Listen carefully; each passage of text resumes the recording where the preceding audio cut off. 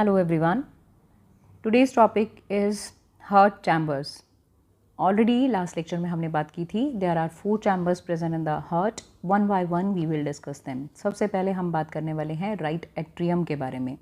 Right atrium जो है वो right surface of the heart में present है और ये जो right atrium जो है it receive blood from 3 veins. These 3 veins are, सबसे पहले हम बात करते हैं, one is superior vena cava, next one is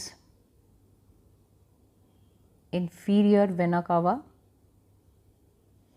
and the third one is coronary sinus. Superior और इन्फीरियर वेना कावा जो हैं वो तो बैक साइड से आप इन्हें देख ही लेंगे, but what is coronary sinus? We know that कि यहाँ से जब एओर्टा एराइज होती है तो यहाँ से अब हार्ट की दीवारें भी तो काम कर रही हैं, उन्हें भी तो ब्लड सप्लाई, मतलब कि उन्हें ऑक्सीजन और न्यूट्रिएंट चाहिए, तो यहाँ से कोरोनरी आर्टरीज जो हैं वो एराइज होंगी. अब यहाँ से जो कोरोनरी आर्टरीज एराइज होंगी वो हार्ट की दीवार को ब्लड सप्लाई कर रही हैं, जैसे कि आप यहाँ देख भी रहे हैं, जैसे मैंने आपको लास्ट लेक्चर में सेल साइज के बारे में बताया था. तो ये कोरोनरी ब्लड वेसल है.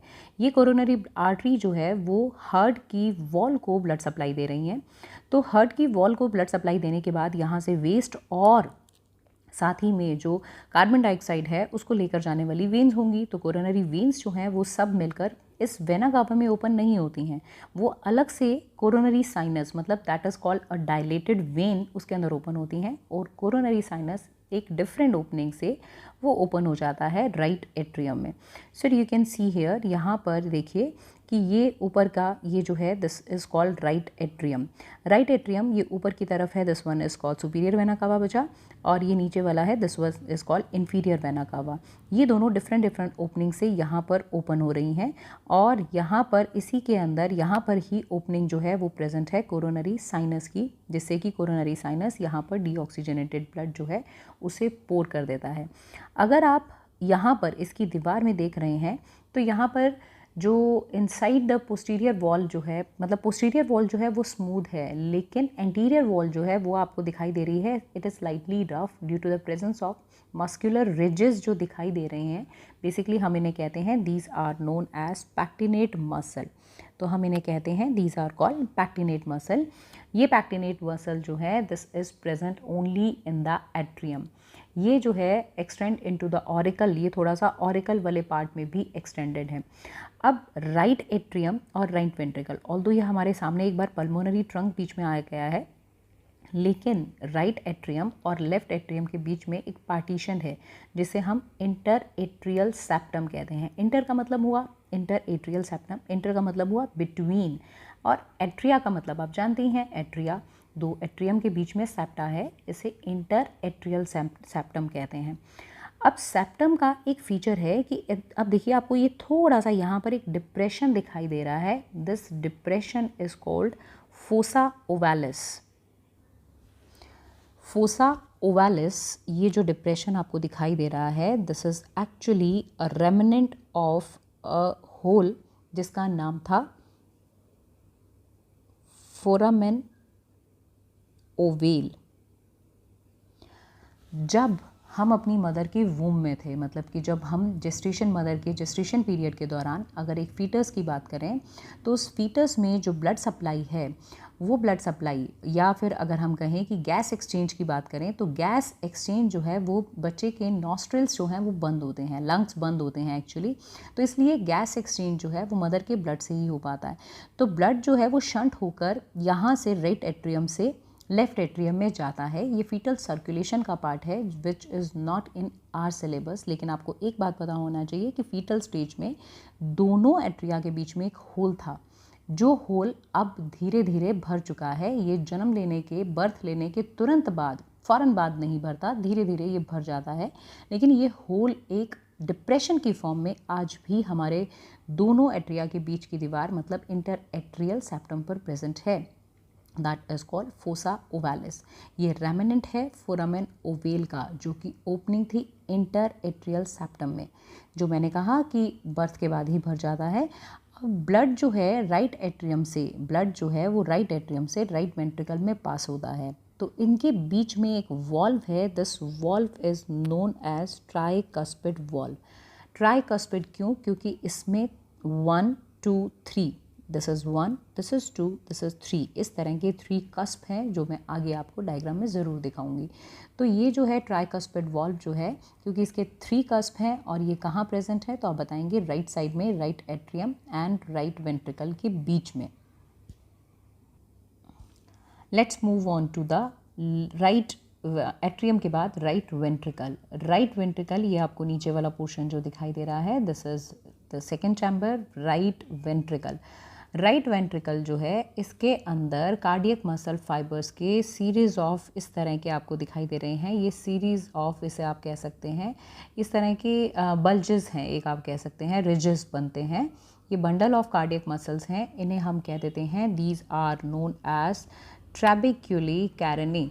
ये ट्रैबिक्यूली कैरेनी जो हैं, बेसिकली ये क्या स्ट्रक्चर हैं, तो आप बताएंगे basically the cusp of tricuspid valve जो हैं, ये कस्प मतलब इनके बीच के जो मैंने बताया 3 लीफलेट्स लाइक स्ट्रक्चर जो हैं, ये 3 हैं, तो इसलिए हम इसे ट्राइकस्पिड वॉल्व कहते हैं। तो ये जो कस्प हैं, इसके जो लीफ लाइक स्ट्रक्चर्स हैं, कस्प हैं, ये जुड़े रहते हैं कोरोडी टेंडिनी। ये जो आपको स्ट्रक्चर दिखाई दे रही है, जो कि यहाँ नाम भी लिखा हुआ है, द स्ट्रक्चर इज कॉल्ड कोरोडी टेंडिनी। इन कोरोडी टेंडिनी के लिए कहा जाता है कि ये टेंडन लाइक स्ट्रक्चर्स हैं। टेंडन लाइक स्ट्रक्चर्स जो हैं, जो कि नीचे से अगर आप देखेंगे तो जो मैंने नाम लिया था ट्रैबिक्यूली कैरेनी, उनके साथ जुड़े हुए हैं। और ये जो ट्रैबिक्यूली कैरेनी के उठे हुए जो थोड़ा सा बल्ज जो दिखाई दे रहे हैं, ये कोन शेप जो पार्ट आपको दिखाई दे रहा है, we call them papillary muscles. What we call them? Papillary muscles. तो आपने 2 तरह की मसल्स पढ़ी, एक मसल आपने यहाँ पर मतलब कि वेंट्रिकल के अंदर, और एक पैक्टिनेट मसल आपने एट्रियम में पढ़ी। तो papillary muscles are present in the ventricle. Internally अगर हम देखें, दोनों वेंट्रिकल के बीच में ये जो है, this is known as inter ventricular septum. दोनों वेंट्रिकल के बीच में है, इसलिए हम इन्हें इंटर वेंट्रिकल, वेंट्रिकल 2 के बीच में इंटर वेंट्रिकल सेप्टम कहेंगे। तो blood passes from this right ventricle to this, आप देख रहे होंगे बड़ा सीधा सा कनेक्शन आपको इस डायग्राम से नज़र आ रहा है। ये यहाँ से एंटर कर जाएगा, यहाँ पर वॉल्व है जिसे हम पल्मोनरी वॉल्व कहते हैं, दिस इज़ पल्मोनरी वॉल्व। ध्यान दीजिएगा, ये वाला वॉल्व जो है इधर की तरफ जाएंगे तो this is written here pulmonary valve, and this pulmonary valve is actually semi pulmonary, पूरा नाम है पल्मोनरी सेमी ल्यूनर वॉल्व। अब ये एक लार्ज आर्टरी जिसमें, जैसे कि हम पल्मोनरी ट्रंक कहते हैं, इस पल्मोनरी ट्रंक में खुलेगा, और ये पल्मोनरी ट्रंक जो है, जो ऊपर जाकर 2 ब्रांचेस में डिवाइड हो जाएगी, this is right pulmonary artery, और ये जो है ये कहलाएगी बेटा लेफ्ट पल्मोनरी आर्टरी। ये जो आर्टरीज हैं, they are carrying blood to the lungs. क्यों, किस लिए लेकर जा रही हैं, तो आप कहेंगे this chamber actually have deoxygenated blood.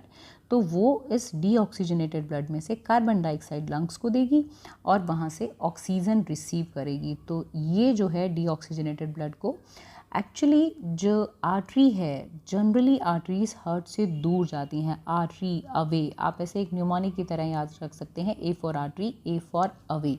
So when we are writing artery, you can write this is artery and A for away. तो आर्टरीज जो हैं वो हमेशा हार्ट से दूर जाती हैं। So let's talk about the left atrium. So here you can see left atrium.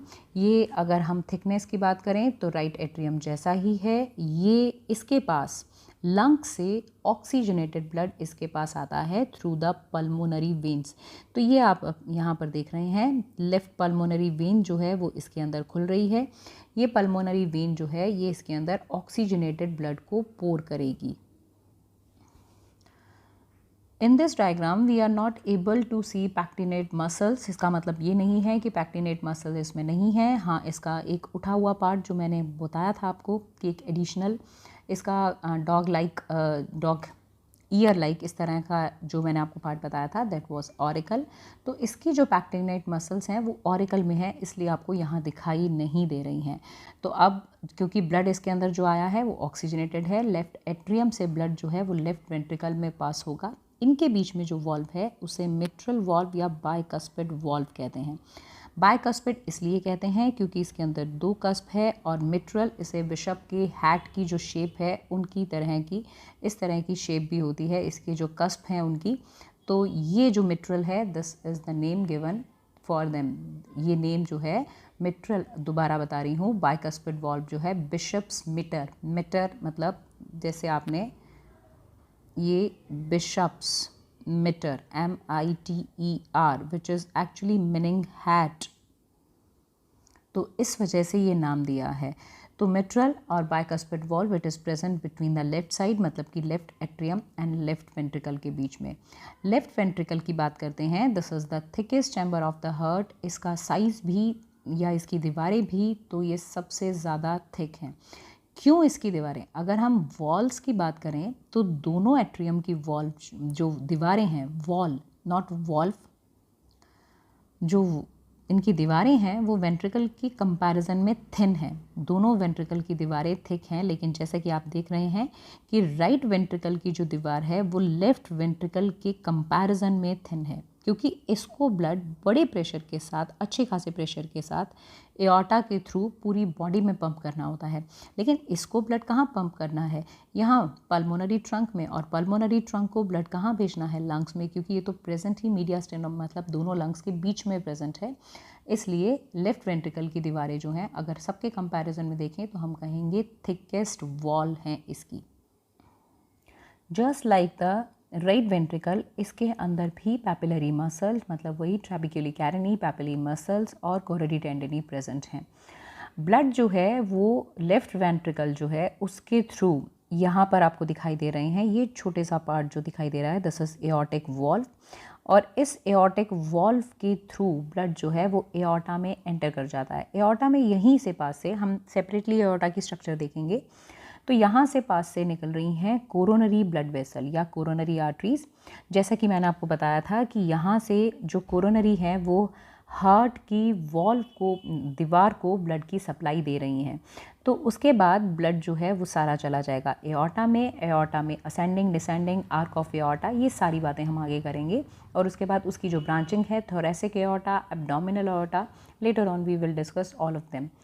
एक बात आपको जो बतानी है कि क्या होता है कि ड्यूरिंग फीटल लाइफ, हमारी फीटल लाइफ में एक टेम्परेरी ब्लड वेसल जिसका नाम है डक्टस आर्टरियोसिस यहाँ पर प्रेजेंट होती है, यहाँ इस लोकेशन पर। This is called ductus आर्टरियोसिस। So this structure you can say this was present, इसका नाम था डक्टस आर्टरियोसिस। और ये जो डक्टस आर्टरियोसिस है उसी फीटल स्टेज में मैं यहाँ पर लेबलिंग कर रही हूँ, this structure is called ductus आर्टरियोसिस। लेकिन ये जो डक्टस आर्टरियोसिस है ये कहाँ प्रेजेंट थी? तो हम कहेंगे फीटल स्टेज में एक टेम्परेरी ब्लड वेसल बनती है जो कि पल्मोनरी ट्रंक और एओर्टा के बीच में एक कनेक्शन है। तो थोड़ा सा स्मॉल अमाउंट का ब्लड जो है वो नॉन फंक्शनिंग फीटल लंग की तरफ जाने लगता है, लेकिन यहाँ से शंट होकर वो वापस इधर ही आ जाता है, एओर्टा में आ जाता है। तो डक्टस आर्टरियोसिस, आप नाम याद रखेंगे, डक्टस आर्टरियोसिस नॉर्मली क्लोज हो जाती है आफ्टर बर्थ। एक रेमिनेंट उसका, एक्चुअली ये स्ट्रक्चर डक्टस आर्टरियोसिस नहीं है क्योंकि ये तो मैं आपको एडल्ट का हार्ट दिखा रही हूँ बेटा।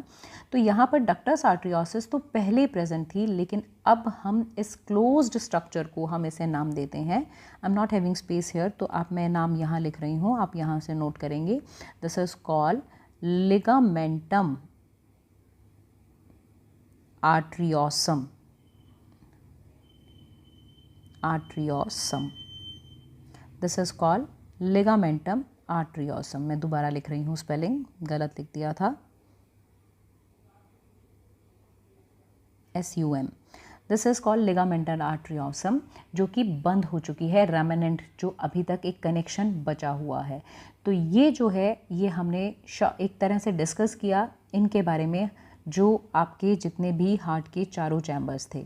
तो नेक्स्ट लेक्चर में हम इसी से रिगार्डिंग आगे जो हार्ट के कुछ ज़रूरी पॉइंट्स हैं, जैसे कि हार्ट वॉल्व है या सर्कुलेशन ऑफ ब्लड जो है, उसके बारे में हम डिस्कस करेंगे। Thank you.